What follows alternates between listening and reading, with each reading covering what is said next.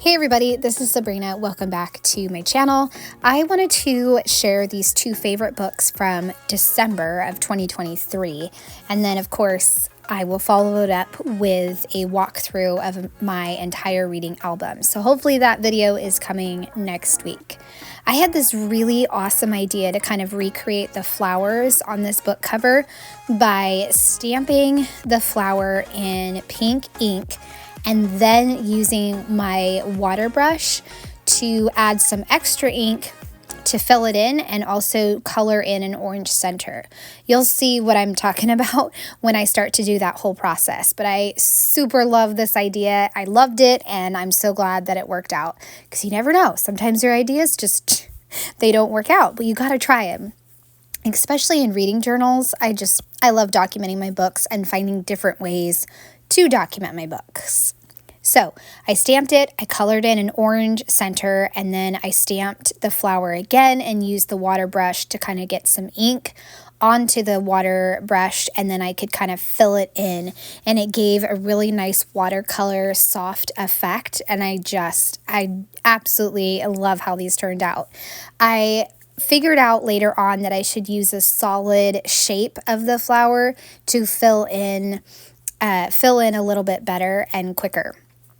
And the only thing you didn't see me put down was the washi tape, but that's not so important, right? It's more important to see the flowers coming together and also my thoughts on this fantastic book. This is book 6 in the Bergman Brothers series, love stories, romances, right? And it's one of my favorite series, but I did realize as I was reading number 6, I never read number 5. I don't know how that happened, but I didn't read number 5, so I'm going to go back and read that one.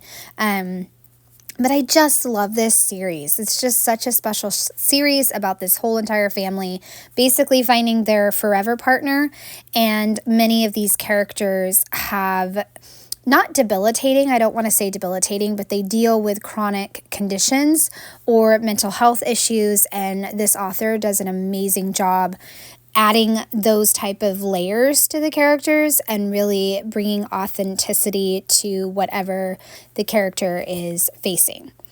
I also added a bunch of leaves to the flowers to again kind of recreate the cover, and then I wanted to finish it off with stamping a black heart since the main character Sebastian has a bunch of tattoos. So I just used an outline of a heart and stamped it in the 3 different spots, and it turned out so good. I then went looking for some stamps, like I always do, that do a really good job of reiterating the theme and kind of the topics of the books, and I found some great ones. I wanted to first get the My Rating box, and then you guys, you know what? I wound up not even filling in the rating or the genres or the book numbers. Oh my goodness. I'm so silly, but that's okay. It's a 5-star book. The genre is romance, and I don't remember the number of the book, but that's okay. I can go back and do that. So the stamp phrases that I really liked and fit with this book was "you get it," "taking care of myself," and "this is part of my story," because both characters are really dealing with a lot of things, but they're still doing amazing in life, and I love these characters. I can't say enough good things about this story. I also wanted to mention that right now I just started the book called Girl Abroad. My friend Jen really loved it, but it has gotten mixed reviews, so I'm kind of nervous about reading it, but I'm excited to dive into that one. It's by L. Kennedy, and so that's kind of an author I really enjoy going to. As far as audiobooks, I just finished a really awesome book, The Maid, number 2. I flew through that book. I love the narrator. It was just fantastic. And again, my friend Jen told me that there's going to be a Christmas novella for the Maid series, so I cannot wait. All right, I've stamped the phrases, and now I'm going to pick a quote, and I really only had room for one, but I picked "Feel some feelings, get messy with me, be my friend, Sebastian." So I wish I'd had more room for quotes, but I'm trying to wrap up this reading journal and make sure that I don't make it take longer than it needs to, considering we are almost at the end of March. So the synopsis is this, like I said, this is the 6th book in the series. This one is about the story of Ziggy, I think, who is the youngest, and she is a college soccer star, the baby of the family, but she's really tired of being seen as the baby and wants to be seen as a grown-up. So Ziggy gets this idea that Sebastian, who is one of the brothers' best friends, they can be seen together hanging out, and that will help her be seen as a grown-up, and it will help Sebastian, who is considered the bad boy hockey player who may be going nowhere. At least that's what people think.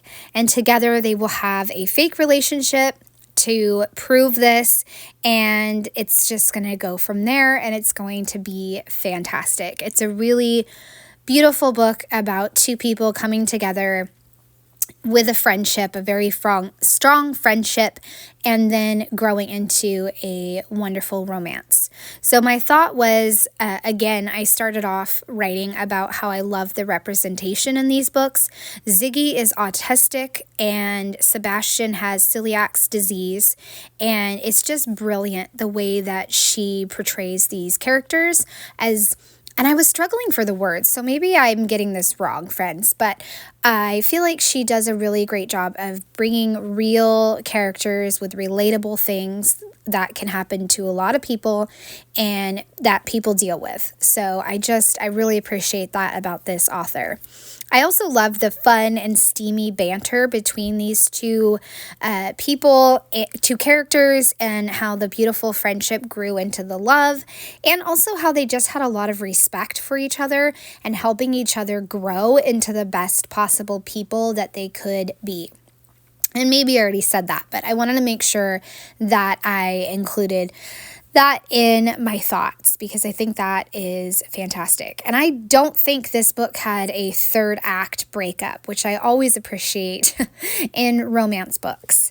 So for this book, it's a graphic novel, Lore and Olympus. It's like a take on the story of the goddess of spring. I'm not gonna be able to say her name right, but her nickname is Kor, and Hades.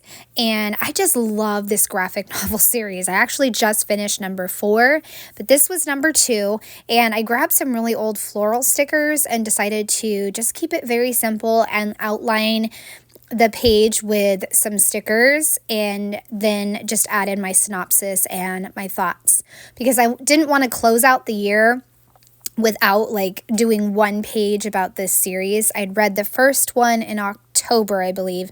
Yeah, I think it was October. And then I wanted to make sure to add a review of the volume 2 because it is a favorite. I just love this series. It has such beautiful illustrations, and the characters have a lot of depth, and there's a lot of different plots that are going on.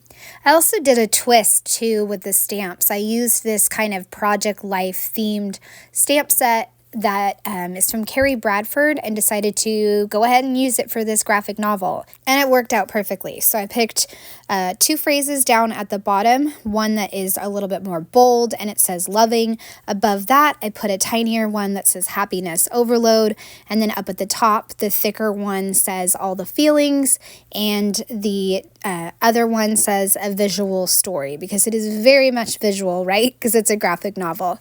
So the synopsis is Persephone, there you go, I said it that time. Persephone is ready to leave Olympus and make her way in the mortal realm, but she quickly learns that the mortal realm isn't as easy as she thought. There's gossip everywhere, and even worse, Apollo causes a massive violation to Persephone being safe. And that was really hard to describe without giving any spoilers away. Okay, and Hades is not feeling like himself and can't help but fight the growing feelings for Persephone. He knows all the reasons a romance could be bad, especially with him as the ruler of the underworld. Still, these two seem to be drawn to each other. Every time you turn around, they wind up with each other. And in circumstances where somebody they know in the god world, they wind up together. It's interesting. So they're always attracted to each other and have to decide what's right for them, despite what others say or want, and despite their past.